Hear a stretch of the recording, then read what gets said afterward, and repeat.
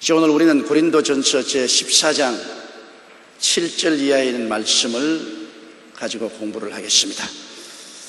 우리 고린도전서 14장 7절을 다 같이 읽어보겠습니다. 혹 저나 금은고와 같이 생명 없는 것의 소리를 낼 때 그 음의 분별을 내지 아니하면 저 부는 것인지 금은고 타는 것인지 어찌 알게 되리요. 저라는 것은 피리를 말하는 것이고 금은고는 금은고인데, 음악이라는 것은 악보를 가지고서 그 악보에 따라서 노래도 부르고 연주하는 거 아닙니까? 악보가 없으면 외맞이 소리를 내기 때문에 무슨 소리인지 모르죠. 이와 같이 음악이라는 것은 그 고저장단 속에서 인생의 사상과 감정을 잘 표현하는 것입니다. 그래서 음악은 우리의 감정을 치료하는 굉장한 효과가 있습니다. 슬플 때는 기쁜 노래를 듣는 것이 좋고, 또 외로울 때, 고통스러울 때는 위로가 되는 음악을 듣는 것이 좋죠. 그래서 교회에서 찬송을 많이 부르는 것은 굉장한 도움이 됩니다. 우리가 찬송을 통해서 우리 마음에 감동이 오고 공명이 오고 마음의 치료가 오고, 이 찬송은 그냥 부르는 게 아닙니다. 찬송을 통해서 치료가 되고, 그리고 더 흥겨워지고 믿음의 활력이 주어지는 것입니다. 그러나 저나 금은고가 생명 없는 것이 소리를 낼 때 그 음을 분별하지 않고 그냥 똑같은 소리만 낸다면은 이것이 피리 부는 소리인지 금은고 타는 소리인지 알 수가 없습니다. 우럭이 옛날 가야금을 탈 때 새가 와서, 새가 와서 춤을 추었다고 그랬습니다. 그렇게 감흥을 듣고 올 수 있어야지. 그런 것이 없으면 그냥 이 피리 부는 것인지 그렇지 않으면 금은고 타는 것인지 전혀 알 수가 없어요. 또 8절요. 만일 나팔이 분명치 못한 소리를 내면 누가 전쟁에 예비하리요. 군대에서 나팔 소리 가지고서 기상 나팔이 있고, 그리고 전진에 나갈 때 부르는 나팔이 있잖아요.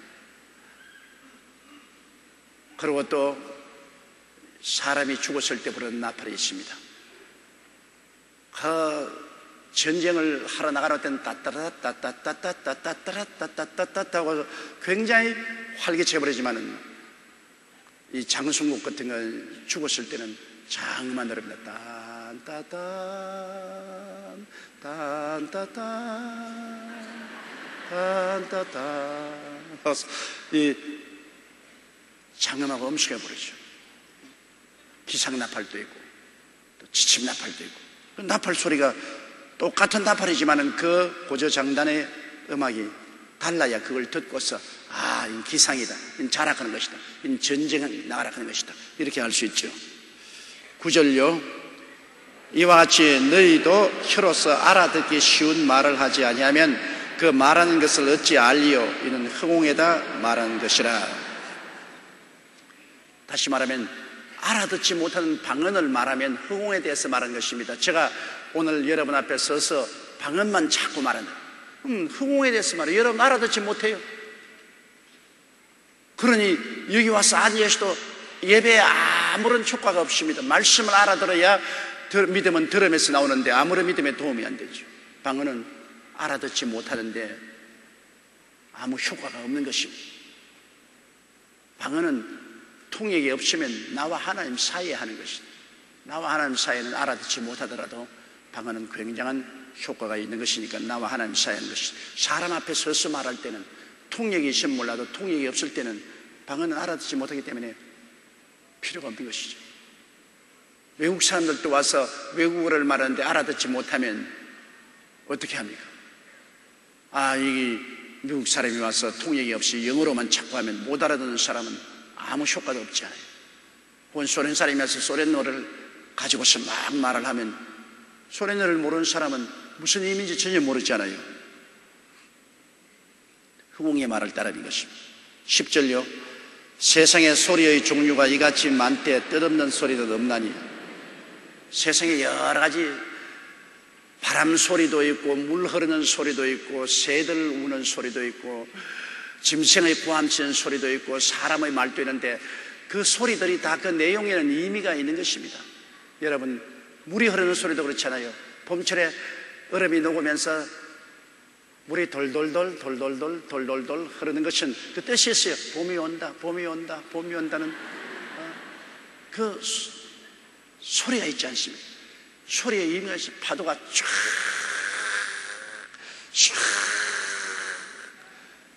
치면 그 파도 소리를 듣고 있으면 하나님의 장엄함을 알 수 있는 것입니다. 야, 하나님이 이렇게 크시고 위대하신 이 바다의 파도를 이렇게 움직이시는구나. 그 파도 속에 마음에 큰 의미를 갖다 주는 것입니다. 어린아이가 우는 소리도 의미가 있잖아요. 젖달라고 우는 소리가 있고 기저귀 갈아달라고 우는 소리가 있잖아요. 젖달라고 우는 애기는 굉장히 슬프게 울어요. 그러면 그 배가 고파서 우는 소리입니다. 기저귀 갈아달라고 하는 것은 땡깡을 부리는 울음소리를 해요. 그거는 불편하다, 기저귀 갈아달라는 울음소리예요. 그 울음소리가 다 다르죠. 모든 소리에는 뜻이 없는 소리가 없습니다.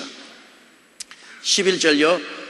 그러므로 내가 그 소리의 뜻을 알지 못하면 내가 말하는 자에게 야만이 되고 말하는 자도 내게 야만이 되리니. 그래서 내가 소리를 내는데 상대방이 알아듣지 못하면 상대방이 말하니까 저 오랑캐 같은 소리야. 무슨 말인지 알아요. 내가 저 사람에게 야만이 되고 또 저 사람이 내게 말하는데 내가 알아듣지 못하면 내가 또 야만이 되고. 이 말이라는 것은 커뮤니케이션으로 이를 통해서 서로 의사를 전달해야 돼요.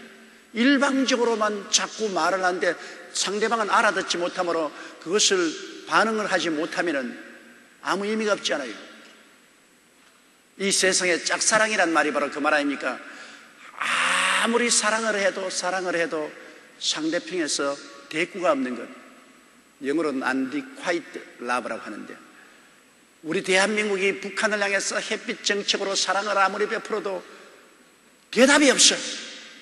불러도 대답 없는 이름이요, 부르다가 내가 죽을 이름이요. 이 대답이 없어. 대답이라는 건 대프 소리밖에 없어. 이게 답답한 겁니다. 일방적으로만 자꾸 사랑을 베풀지만은 상대에서 사랑의 반응이 없을 때 이게 답답한 것이죠. 그 말도 없고 일방적으로만 자꾸 말을 하는데 상대방은 대꾸가 없다. 그 답답하죠. 제일 대꾸 없는 것 좋은 것은 부부 싸움할 때 말하는 것이 제일 좋아. 자꾸 말을 하면 자꾸 싸움이 되어져요. 왜냐하면 부부 간에는 서로 친밀한 만큼 상처를 입으면 그게 정비례해서 미워지거든. 그 미워지면 상대방의 가슴을 꽉 파헤치려고 작정을 하고 말을 하는 겁니다. 남편도 부인에게 말할 때 어쩐지 저 심통을 그냥 확 젖어버려가지고서 활떡활떡 뛰도록 해야 되고, 부인도 또 남편에게 말할 때 저 심보를 막 확 뒤집혀 놓아가지고서 아예 그냥 활떡 뒤집히게 하는 게, 그런 숨은 의도를 가지고 말을 하는 거예요. 그냥 살이 반듯하게 차근차근 이야기하는 것이 아니라 감정을 그냥 확 뒤엎어 놓으려고 하기 때문에 그땐 대꾸 안 하는 것이 제일 좋아. 그냥 가만히 있어요. 그냥 무슨 말을 하는지 가만히 있으면 혼자서 야단 법석을 하다가 그만두는 겁니다. 두 손뼉이 부딪혀 소리 하지 혼자서 아무리 해서 하다가 소리 안 나면 재미없으니까 그만두지 않아요. 그래서 부부싸움에 가장 좋은 것은 가만히 있는 게 좋아요. 왜냐하면 둘이가 다 서로가 옳다고 말하니까, 서로 안 지려고 말합니다. 지면 모욕감을 느끼기 때문에, 안 지려고 발부둥을 치기 때문에 나중에 억지 이론을 다 끌어대고 있는 말 없는 말 다 끌어대고 그렇게 하는데, 거기서 뭐 이기가 무슨 소용이 있겠습니까? 그저 가만히 있는 게 제일 좋더라고. 나도 살아보니까 가만히 있는 게 제일 좋아. 그게 이기는 거예요. 그러면 나중에 가서 후회도 안스러워요. 쓸데없는 말 막 해놓고 난 다음에 나중에 전쟁이 다 끝나고 연기가 다 사라질 때, 그때 이젠 후회스럽다고요. 내가 그 말 하지 말 걸 그랬다, 내가 잘못했다. 그리고 용서해달라고 말하니까 부끄러워서 그 말도 못하고 아주 정말로 손해가 많다. 근데 가만히 있으면은 나중에 후회할 것이 없지 않아요. 12절요. 그러면 너희도 신령한 것을 사모하는 자인즉 교회의 덕 세우기를 위하여 풍성하기를 구하라. 하나님이 신령한 은혜를 구할 때 목적이 있어 구하는데 교회의 덕을 세우기 위해서 하라. 교회의 덕, 교회가 이를 통해서 내 신령한 은사를 통해서 교회가 성장하고 발전하고 은혜를 받도록 교회의 덕을 위해서 신령한 은사를 구하지 내 개인의 유익을 위해서 구하지 마라. 많은 사람이 자기 개인의 유익을 위해서 탐욕으로 은사를 구하다가 귀신 들린 사람 많이 있어요. 제가 오랫동안 이 성령 운동을 하다가 보니까 그런 사람을 많이 보는데요. 자기 욕심으로 하나님의 은사를 구해가 자기가 좀 유명해지고 좀 은사자라고 해보고 싶어가지고서 그 산속에 들어가서 혼자서 그냥 굶어가면서 하나님 아버지 은사를 달라고 부르는데 근본적으로 교회의 덕을 위해서 하지 않고 자기 스스로를 나타내기 위해서 하니까 탐욕 아닙니까? 하나님은 탐욕이 아니거든요. 하나님은 사랑이시지. 탐욕은 마귀니까 그냥 그 구한데 마귀가 덥석 들어와가지고서 귀신이 들려가지고서 은사 받았다고 교회 와가지고서 뜨던데 보면 눈이 획 돌아갔어요.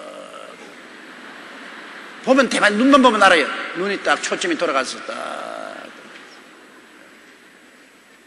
그래서 한번 더러운 귀신이 탐욕을 통해서 들어와 있으면 이거 정말 쫓아내는데 애를 먹습니다. 쉽게 안 나가고 세월이 오래 걸리고 그렇습니다. 사랑으로 구하면 마귀가 못 들어와요. 하나님은 사랑이기 때문에. 즉 사랑은 내가 받는 것이 아니라 주는 것이 아닙니까? 남에게 은혜를 끼치기 위해서 간다. 목사가 산에 가서 기도할 때 하나님 교회 성도들에게 더 큰 은혜를 베풀기 위해서 성도들의 병을 고치고 성도들을 더 은혜로운 말씀을 전하기 위해서 하나님께서 성령 충만을 주시고 지식의 말씀, 지혜의 말씀, 영분별의 연사, 방언, 동역 예언, 믿음의 연사, 기적의 연사, 병 고치는 연사 등을 주시옵소서. 교인들을 덕되게 하기 위해서 사랑을 베풀기 위해서 해주시옵소서. 그건 아주 좋은 동기로 부르셨습니다. 그건 사탄이 못와요. 그런 기도에는 성령의 역사, 또 우리 교회 성도들 셀 리더나 그렇지 않으면 평신 돌아도 하나님 전도하기 위해서 내가 전도를 하자니까 하나님의 능력이 필요합니다. 성령의 능력이 오시면 내가 성령의 능력으로 더 능력 있게 기도하고 능력 있게 찬송하고 전도할 수 있어서 우리 가족도 전도하고 이웃도 전도하고 또 셀 리더로서 우리 세를 부흥케 하기 위해서 내가 능력이 없으니 하나님의 사랑을 베풀기 위해서 능력을 주시옵소서. 그거 괜찮아요. 그 귀신 안 들어와요. 그건 사랑을 위해서 기도합니다. 하나님 날 좀 보소. 내가 그래도 우리 셀 리더 아닙니까? 내가 우리 가운데는 내가 어뜸이 아닙니까? 내가 막 은사를 받아서 이렇게 하면 사람들이 다 나를 존경하고 나를 따르고 신령하다고 말하는 게 아니십니까? 그러니 아주 김 집사보다 박 집사보다 내가 더 신령하다고 여김을 받아야 되겠고 인정도 받아야 되겠네. 주시옵소서 마귀가 애따 받아라 그러면서 그냥 콱 귀신을 받아가지고서 눈이 싹 돌아가가지고서 완전히 사람이 그냥 한물 가버립니다. 아예 그냥 은사 잘못 받으면 완전히 한물 가버려요. 제가 목회하면서 제일 많이 어려움을 받은 것은 이렇게 은혜 받으러 산에 가서 혼자서 부르든지 또 잘못 안수기도를 받고 탐욕으로 하다가 귀신을 받아가지고서 한물 간 사람 때문에 마음 상한 것은 말도 못해요. 왜 그러니까 더구나 남자들보다도 여자들이 거의 한물 갑니다. 한물을 가가지고서 이제 집에 돌아오면 이제 하나님이 특별히 택해서 은사를 주었다면서 밥도 안 짓죠. 애들도 안 돌보죠. 기도만 한다고 방구석에 널리 엎드려 있죠. 보따리 살고서 그냥 부흥에다 돌아다니죠. 그러면 그 가정의 남편이나 자녀들이 장성한 자녀들은 누구 원망을 하냐? 목사 원망을 합니다. 우리 부인이 우리 어머니가 여의도 순복음교회 나가더니만 할까닥 돌아가지고서 완전히 이렇게 되었다고 말이죠. 그게 미친 집단 아니냐. 그래가 그냥 공격을 하고 아주 괴로움을 겪습니다. 이러므로 우리가 무엇을 하나님 앞에 구하든지 사랑으로 구해야 됩니다. 다른 사람을 사랑하기 위해서, 다른 사람에게 덕을 세우고 교회에 덕을 세우기 위해서 이타적인 그 마음으로 구하면 사탄이 먼저면, 마귀는 여러분 탐욕입니다. 탐욕은 우상숭배이기 때문에 정욕이나 탐욕을 가지고서 행하면 무엇인지 마귀의 덫에 걸립니다. 마귀가 어떻게 아름다운 말로 가지고 오더라도 정욕이나 탐욕이 그 마음의 근본 동기가 되어 있으면 마귀의 올무에 걸리게 되는 것입니다. 그러나 사랑은 하늘나라 문을 활짝 열고 성령의 역사가 본격적으로 역사하도록 그렇게 해주는 것입니다. 그러므로 우리가 하나님의 성령의 은사를 구하되, 풍성하기를 구하되, 교회의 덕을 세우기 위해서, 내 유익을 위해서 그런 게 아니라 교회의 덕을 세우기 위해서 구하라. 13절요. 그러므로 방언을 말하는 자는 통역하기를 기도할지.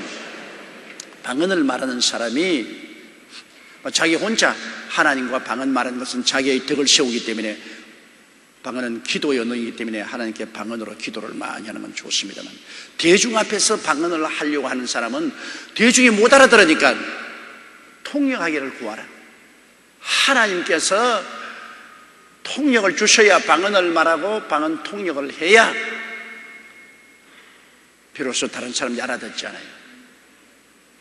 그러므로 방언을 통역하면 예언과 같은 것인데, 그런데 이 방언 통역을 정말 사랑의 동기로 구해야지, 이것을 나의 개인의 욕심과 탐욕을 만족하기 위해서 방언 통역을 구하다가 점치는 귀신에게 걸린 사람이 간혹 있습니다.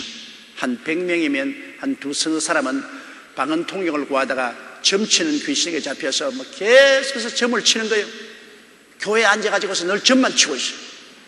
하나님의 성령은 점치는 영이 아닙니다. 하나님의 성령은 복음을 위해서 권면하고 안위하고 경고하고 교훈하고 이런 것 하지, 성령이 와서 개인적으로 점치는 일을 해가지고 오늘 장사를 갈까요 가지 말까요, 오늘 이 물건 살까요 말까요, 이 사람에게 시집 갈까요 말까요, 장가갈까요 말까요, 날짜 잡아주세요, 이거 점치는 거죠. 교회 안에 앉아가지고서 예수 그리스도의 이름으로 예언하는 것처럼 하면서 점치는 귀신에게 들린 사람들이 있는 것은, 이것은 탐욕으로 통역을 구하거나 예언을 구하다가 점치는 귀신에게 잡힐 것입니다. 여러분, 하나님의 성령은 점잖합니다. 까불거리지 않아요. 귀신은 까불락거려요. 아주 요망스럽고 까불하고 이렇게 하면 영락없이 귀신입니다. 하나님의 성령은 점잖하십니다. 거룩하십니다. 그래서 그렇게 온갖 시시비비를 다 가리고 세상 잡담 다 하고 하는 이런 거 하나님 성령이 하지 않아요. 성령은 장엄하게 우리를 교훈하시고 위로하시고 의지하시고 안위하시고 이런 일을 하시죠. 14절요. 내가 만일 방언으로 기도하면 나의 영이 기도하거니와 나의 마음은 열매를 맺지 못합니다. 방언 기도하면 여러분, 우리 영이 성령으로 더 우리 기도하지 우리 마음은 열매를 맺지 못합니다. 우리 마음은 무슨 말인지 몰라요. 우리 영이 하나님의 성령으로 더불어 기도하죠. 방언 기도를 해보면 사람이 영과 마음과 몸으로 삼위일체로 되어 있다는 걸 분명히 알아요. 왜? 방언으로 기도할 때 내 영이 기도하는데 내 마음은 전혀 못 알아들어요. 몇 시간을 해도 영이 직접으로 성령으로 기도하고 마음 모릅니다. 그래서 내 속에 영혼이 있구나. 내 속에 영혼이 있구나. 내가 마음이 알지 못하는 말을 내 영이 하니까 내 영이 있구나. 그 다음 우리 아는 말로 말하는 것은 내 마음이 깨달은 말로 마음이 말하는 것입니다. 우리가 배워서 마음이 말하는 것이죠. 그러므로 영이 있고 마음이 있고 몸이 있지 않습니까? 그러므로 방언으로 기도하면 내 영이 기도하는 것이고 내 마음은 배워야 아는데 이건 안 배운 말을 하는 것이기 때문에 알지 못하죠. 15절요. 그러면 어떻게 할까? 내가 영어로 기도하고 또 마음으로 기도하며 내가 영어로 찬미하고 또 마음으로 찬미하려. 그러므로 방언 기도하는 사람은 이제 이거 실천적인 것입니다. 내가 기도할 때 영어로 기도하고 근데 영이 방언으로 통해서 기도하고 그 다음에는 너무 지치면 또 아는 말로 기도하고 그 다음에 또 방언으로 찬송하고 그 다음에는 또 내가 아는 말로 찬송하고 그 기도 오래 할 수 있죠. 방언 기도를 하는 사람이 철야 기도도 할 수 있고 오래오래 기도할 수 있는 것은 방언으로 그냥 기도 쫙 하다가 그 다음에는 이제 또 좀 쉬면서 아는 말로 기도하고 하다가 할 말이 없어지지 않아요? 그럼 또 방언으로 기도하고 또 방언으로 기도하다가 또 아는 말이 생각이 나면 또 아는 말로 기도하고 그 다음 또 찬송하시면 방언으로 찬송해요. 그냥 방언으로 찬송은 그냥 곡주만 붙이면 나오는 겁니다. 방언은 내가 모르니까 못 알아듣니까 곡주만 붙이면 희한하게 성령이 내 영으로 더불어 곡조를 만들어가요. 아주 방언 기도는 희한하게 그 곡조를 만들어갑니다. 그리고 또 그렇게 찬송 부르다가 또 지치면 또 아는 말로 우리가 아는 찬송 부르고 이 기도를 영어로 하고 마음으로 하는 기도 이게 얼마나 좋은지 몰라요. 저는 옛날에 한번 방언으로 찬송을 보는데 방언 찬송이 굉장히 장엄한 찬송이 나와요. 아주 장엄하게 슬픈 그런 장송국 비슷한 그러한 방언의 찬송이 나와서 그 찬송을 자꾸 부르고 왜 이렇게 장엄한 찬송이 나오냐. 눈앞에 탁 갑자기 환상이 트이는데 보니까 예수님이 십자가를 걸머지고 올라가시더라고요. 십자가를 걸머지고 갈보리 산으로 올라가더라고요. 그게 바로 내가 방언으로 기도한 것이 나중에 아는 말로 적은 것이 얼마나 아프셨냐. 그 노래 내가 하도 노래를 모르니 살 줄 모르니까 이러는데 얼마나 아프셨나 못 박힌 그 손과 발. 이게 제일 처음에 방언으로 나온 겁니다. 방언으로 이 곡조가 나와가지고서 이 곡조를 부르다가 보니까 예수님이 십자가를 짊어지고 갈보리산에 올라가서 못 박혀 피 흘리는 그 영상이 나타났는데 나중에 방언으로 불러놓고 다 까먹어버렸지. 딱 기억이 안 나요. 그러다가 나중에 하나님이 이것을 다시 기억나게 해주셔서 곡조를 붙인 것이 바로 이 찬송이었습니다. 그러므로 여러분 우리 성령 받은 사람은 이중으로 기도를 할 수 있으므로 좋습니다. 영어로 기도하고 마음으로 기도하고 영어로 찬송하고 마음으로 찬송할 수 있으니 좋지요. 그러나 성령 받지 않은 사람은 마음으로 기도하고 마음으로 찬송하는 것밖에 못해요. 그렇기 때문에 신령한 세계 속에 들어갈 수가 없습니다. 인간적인 레벨로 있지 그 이상 더 성령의 깊은 세계 속에 들어가서 기도하고 찬송할 수 없죠. 그러니까 손해가 굉장히 많죠. 신령한 세계와 교통을 할 수 없기 때문에. 저는 저 개인적으로 생각해봐도 내가 성령 받고 방언을 말하기 시작하고부터 모든 신령한 은혜를 받게 되었습니다. 성령을 체험하고 방언 기도를 계속함으로부터 시작해서 방언 기도가 영의 세계의 열쇠가 되어서 그때로부터 영적인 깊은 계시를 받기 시작했습니다. 그리고 방언으로 노래하면서 하나님의 그 깊은 감정을 느낄 수가 있었습니다. 방언 기도는 여러분 모든 은사 중에 가장 기초적인 은사입니다. 그건 남에게 알리려면 통역의 연사를 구해서 통역이 나오면 남과 같이 하나님의 말씀을 받을 수 있지만 그건 못하면 혼자서 기도할 때 방언으로 기도하고 마음으로 기도하고 방언으로 찬송하고 마음으로 찬송하면 이 방언 기도를 통해서 마음이 하나님의 깊은 계시를 받을 수 있는 안내자가 됩니다. 방언이 안내를 해주면 그 다음 마음이 하나님의 계시를 받을 수 있어요. 그렇기 때문에 방언 기도를 하고 난 다음부터 하나님의 깊은 묵시를 받을 수 있고 그리고 하나님의 계시를 받아서 하나님 말씀을 요리할 수 있습니다. 성령으로 말미암아 여러분 하나님께 묵시를 받지 않고서는 메시지를 전하면 하나님의 음성이 아닙니다. 인간이 연구해서 인간의 마음으로 하는 설교는 인간적인 설교인 것입니다. 영어로 받아서 하는 설교는 하나님의 메시지인 것입니다. 인간의 메시지냐 하나님의 메시지냐 굉장히 틀립니다, 여러분.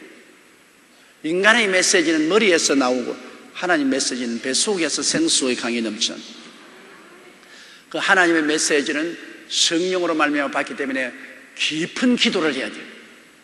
깊은 기도를 해야 하늘나라 메시지가 마음에 비치오는 것입니다. 그러나 그냥 인간적인 메시지는 책으로 공부만 하면 돼요. 공부만.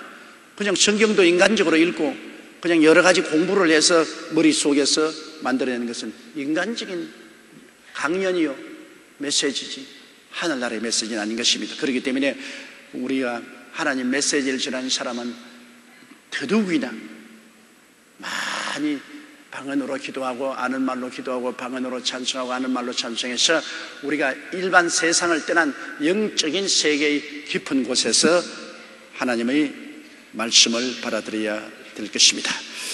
16절요. 그렇지 아니하면 내가 영어로 축복할 때 무시간 지어져 있는 자가 내가 무슨 말을 하는지 알지 못하고 내 감사에 어찌 아멘하리요. 그것은 뭐 영어로 내가 방언으로 축복을 하면 못 알아듣는데 아멘 어떻게 하겠습니까? 아는 말로 주님의 이름으로 축복합니다 그러면 여러분 아멘 하잖아요. 그런데 방언으로 주님의 이름으로 축복합니다 무슨 말인지 모르기 때문에 아무 말도 안 하고 가만히 있잖아요. 그렇지 않으면 외국어로도 그렇지 않아요. In the name of Jesus Christ God bless you. 무슨 말 하노? 예수 이름으로 하나님이 당신에게 복 주시기를 축원합니다. 한국말 같으면 아멘 할 것인데 영어로 해서 못 알아들으면 가만히 있잖아요. 그러니까 커뮤니케이션이 안 된다. 서로 대화가 안 된다는 것입니다. 그렇기 때문에 영어로 축복할지라도 그 내용을 모르는 사람은 무슨 말을 하는지 알지 못하므로 감사에 아멘 못하지요. 17절죠. 너는 감사를 잘하였으나 그러나 다른 사람은 득세움을 받지 못해. 너는 방언을 하고 신령한 은혜 속에 있어서 마음에 깊은 감사의 감정을 가지고서 방언을 잘 했는데 듣는 사람은 그런 아무 느낌을 없기 때문에 감사도 못하고 아무런 효과가 없다. 아무런 도움도 받지 못한다는 것입니다. 그 다음 18절요. 내가 너희 모든 사람보다 방언을 더 말함으로 하나님께 감사하노라.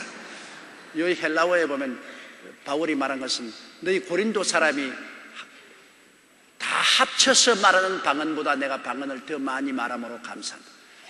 바울 선생은 굉장히 방언 기도를 많이 했습니다. 감옥에 갇혀 있을 때 늘 방언으로 기도하고 천막 만들면서도 방언 기도하고 여행하면서도 방언 기도하고 바울 선생은 많은 기도를 방언을 했습니다.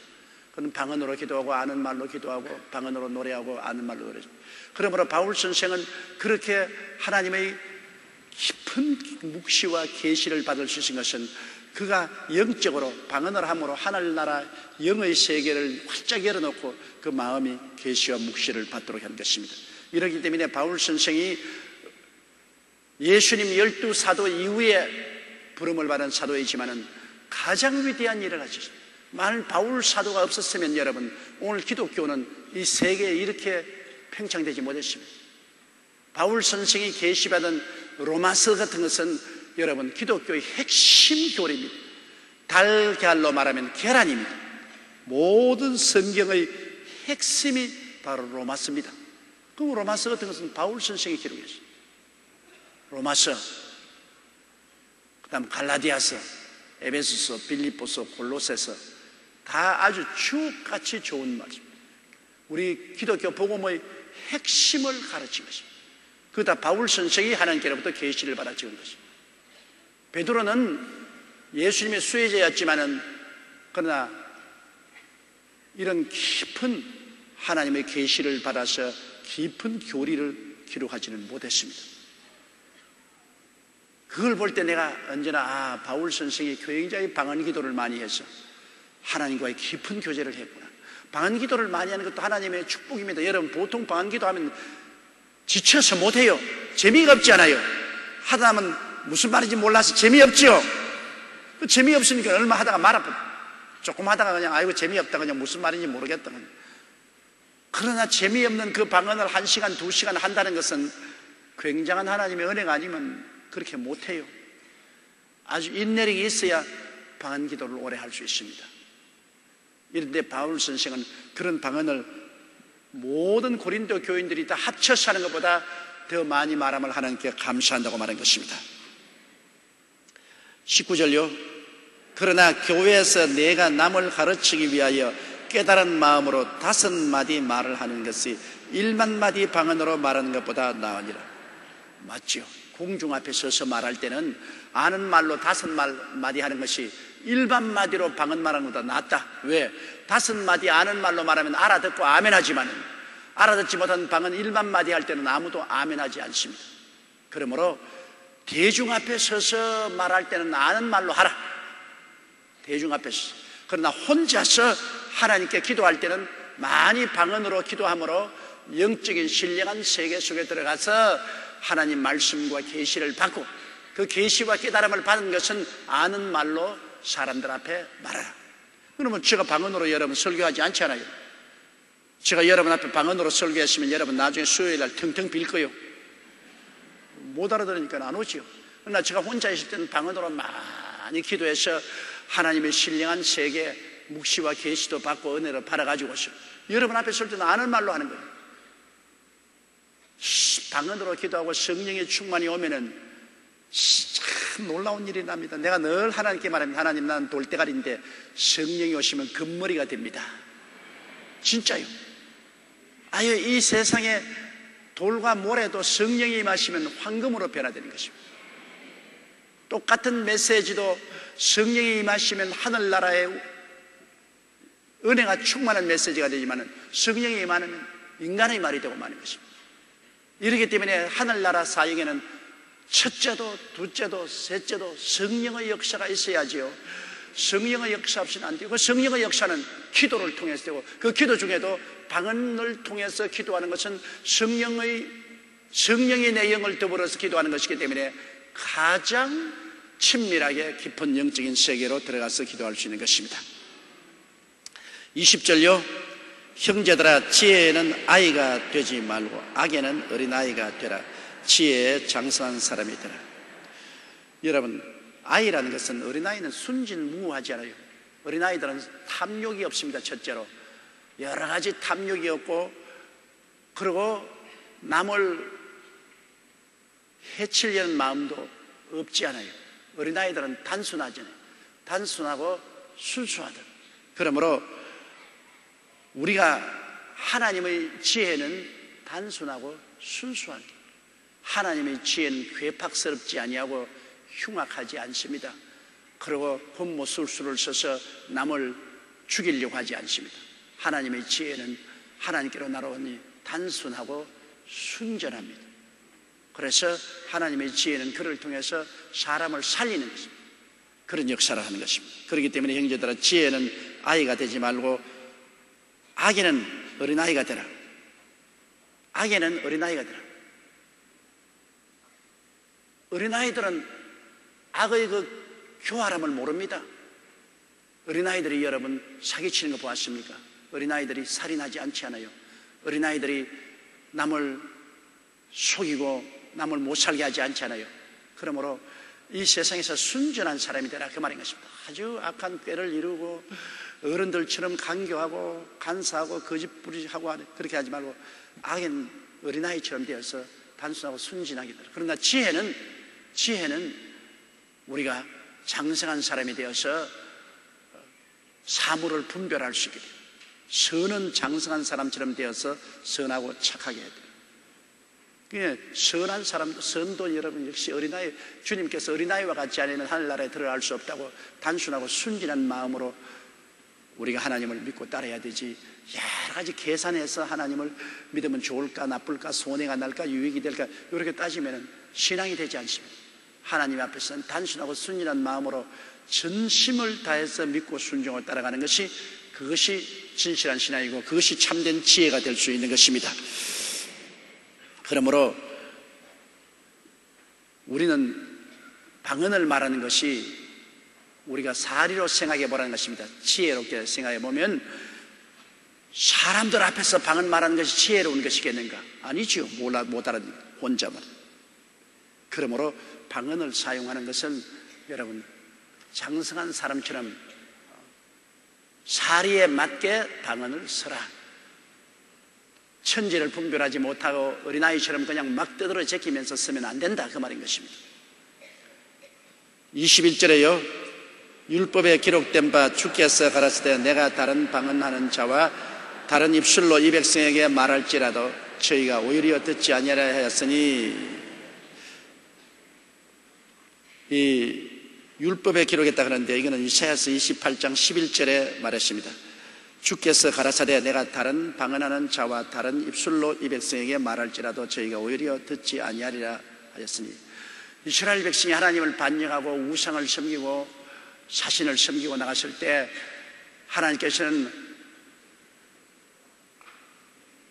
갈대아어로서 바벨로니아 아수리아 사람을 보내가지고서 아수리아 사람들이 와서 이스라엘 백성들에게 말해도 이스라엘 백성은 알아듣지 못했습니다. 이스라엘 백성은 히브리를 쓰는데 아수리아 사람은 아람어를 가지고서 말하니까 못 알아들었죠. 그래서 하나님이 아수리아 사람을 통해서 이스라엘을 심판하고 결국 포로로 잡아갔죠. 그 다음 유다는 바벨로니아 사람들이 와서 바벨로니아 말로서 유다를 공격했어도 유다 사람들은 알아듣지 못했어요. 그리고 결국은 패망하고 바벨론의 포로로 잡혀가고 말한 것입니다. 바로 그 말을 말한 것입니다. 성경 이사야서 28장 11절 이하에 주께서 가라사대 내가 다른 방언한 자와 다른 입술로 이 백성에게 말할지라도 저희가 오히려 듣지 아니하리라 하셨다. 22절요 그러므로 방언은 믿는 자들을 위하지 않고 믿지 아니하는 자들을 위하는 표적이나 예언은 믿지 아니하는 자들을 위하지 않고 믿는 자들을 위함이라. 방언은 못 알아들었는데 안 믿는 사람들이 방언하는 것을 보면 신기하게 느낍니다. 그리고 또 안 믿는 사람들이 와서 보면 이 방언을 말하는데 혹시 다른 나라 사람인데 그 외국어를 배우지 않은 사람이 자기 나라 말로 하니까 이건 정말로 하나님의 기적이구나, 그걸 알 수 있어요. 이와 같이 이 방언을 말하고 또 방언 통역을 하고 이렇게 하면은 믿지 않는 자들에게는 아주 신기하고 정말 하늘나라가 있구나 하는 뚜렷한 것입니다. 그러나 예언은 설교거든요. 예언은 즉 설교에서 우리가 권면하고 안위하고 위로하고 경고하고 하는 이 설교는 우리가 하면은 주로 설교는 믿는 사람들 중심으로 하잖아요. 전도 강연은 안 믿는 사람 중심으로 하지만은 교회에서 설교하는 것은 믿는 사람들에게 덕을 세우고 안위하고 위로하고 신앙이 자라기 위해서는, 제가 여러분 설교하더라도 여러분에게 하는 설교하고 제가 저 아프리카나 동남아나 가서 설교 안 하고 내용이 틀립니다. 거기에는 완전히 죽을 주는 거예요. 어려운 말은 할 수 없습니다. 안 믿는 사람에게 어려운 말을 설교를 어떻게 합니까? 아주 단순하게 어린아이도 알아들을 수 있도록 정말 간단한 설교를 하는 겁니다, 그 사람들에게는. 그러나 교회에 와서는 성경의 깊은 말씀을 설교하고 하나님의 깊은 계시를 말할 수 있는 것은, 이것은 교회는 이미 예수 믿는 사람들을 양육하기 위해서 하는 것입니다. 그렇기 때문에 예언은 설교인 것입니다. 양육하기 위해서 하는 것이므로 믿는 자들을 위한 것이지만, 방언이나 방언 통역 같은 것은 안 믿는 자들을 위해서 그들을 하나님 살아계신 것을 깨달을 수 있도록 하는 그러한 일을, 방언으로 설교하지는 않아요. 방언은 그냥 단순하게 하나님의 뜻을 나타내는 것이기 때문에 양육하는 데 방언은 아무 효과가 없습니다. 그러나 예언은 설교를 통해서 성도들을 양육하는 데 큰 도움이 되지 않습니까? 23절요 그러므로 온 교회가 함께 모여 다 방언으로 말하면 무식한 자들이 믿지 아니하는 자들이 들어와서 너희를 미쳤다 하지 않겠냐. 그러므로 방언을 할지라도, 방언 통역을 할지라도 몇 사람들 모인 가운데서 개인적으로 하면 몰라도 온 교회가 다 방언으로 말하고 안 믿는 사람이 와서 도저히 아주 혼란스러워 견디지 못하면 미쳤다고 하겠죠. 그러므로 이 방언은, 이 바울이 우리에게 말하고 싶어하는 것은, 방언은 언제나 안 믿는 사람들을 알 수 있도록 통역을 하면 효과가 있을 때, 통역을 하지 못하거들랑 방언은 대중 설교할 때나 대중이 모인 앞에서는 하지 말라고 하는, 그것을 가르쳐 주려고 하는 것입니다. 24절요.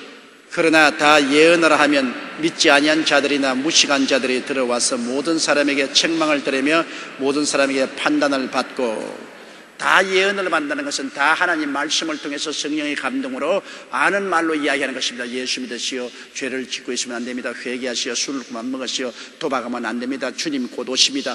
이런 말을 다 들으면 그들이, 야, 이거 정말로 잘못된 생활을 회개하고 올바르게 살아야 되겠구나, 마음의 변화를 가져올 수 있다는 것입니다. 방언은 못 알아들으니까 미쳤다고 하지만 알아듣는 말로 성령의 충만함을 가지고서 예언적인 설교를 합니다. 예언적인 설교를 해요.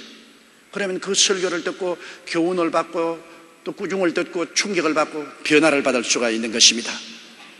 25절요. 그 마음에 숨은 일이 드러나게 되므로 엎드려 하나님께 경배하며 하나님이 참으로 너희 가운데 계시다 전파리라. 마음의 충격을 받고 회개하고, 와, 하나님이 정말 살아계시구나, 변화를 받는다. 오늘 또 저에게 편지 한 통이 왔는데 그 편지에 보니까 어떻게 해서 목사님이 내 마음의 비밀을 다 압니까? 내가 딱 아무도 모르게 마음에 딱 품고 있는 생각을 주일날 가면은 내 속을 들여다 본 듯이 말을 하는데, 목사님이 어떻게 내 마음을 들여다 봅니까? 그 비결을 좀 말씀을 해 주십시오. 나는 그 사람이 누군지도 모르고 그 마음을 들여다 본 적도 없어요. 그러나 성령이 알고 계시니까 성령이 그 사람에게 꾸짖기도 하시고 위로도 하시고 격려도 하시고 힘도 주시고 생명을 주시는 이런 역사를 해요. 그러므로 아는 말로서 예언적인 설교를 할 때, 그 아는 말로 하는 예언적인 설교는 많은 사람에게 감추인 것을 드러내게 하고 깨닫게 하고 통에 자복하게 하고 위로를 주고 믿음에 힘을 주는 것입니다. 그렇기 때문에 강단의 설교는 다 예언적인 설교를 해야 되는 것입니다. 성령의 기름 부음을 받아서 레마를 받아서 예언적인 설교를 해야 성도들이 가만히 알아듣고, 하나님이 날 보고 하시는 말씀이구나. 그런 때가 많죠, 여러분. 아, 이 하나님이 날 보고 하시는 말씀이구나. 하나님은 우리를 사랑하기 때문에 우리를 창피하게 만들지 않기 위해서 죄를 꾸짖더라도 한 사람을 불러서 지적해서 하지 않고 설교를 통해서니까, 아, 하나님 지금 날 보고 하는 것이다. 아유, 사람들 앞에 창피한. 그러나 사람도 모르잖아요. 회개하고, 아, 하나님이 날 위로하시는구나, 나를 격려하시는구나, 나에게 지혜를 주시는구나, 은혜를 주시는구나. 그것은 예언적인 설교를 통해서 말씀을 전가할 때 성령이 오시면 그렇게 할 수 있습니다. 그렇기 때문에 주일날 설교하러 설 때 제가 상당히 기대감을 가지고 서는 것입니다. 왜 기대하는지, 나도 하나님 말씀을 들어야 될 것이기 때문에. 설교를 통해서 하나님께서 말씀하시는 그 말씀이 내게도 굉장히 은혜가 되니까 내가 그 말씀을 들어야 나도 살아요. 여러분만 설교 들어야 사는 것이 아니라 목사도 설교 들어야 하는데 목사는 설교 들을 예가 없잖아요. 목사는 자기 입을 통해서 나오는 하나님 말씀을 듣고 은혜를 받는 것입니다. 성도들은 목사 입을 통해서 받고, 목사는 자기 입을 통해서 나오는 하나님 말씀을 듣고 은혜를 받는 것입니다. 그래서 성도도 살고 목사도 살게 되는 것이죠.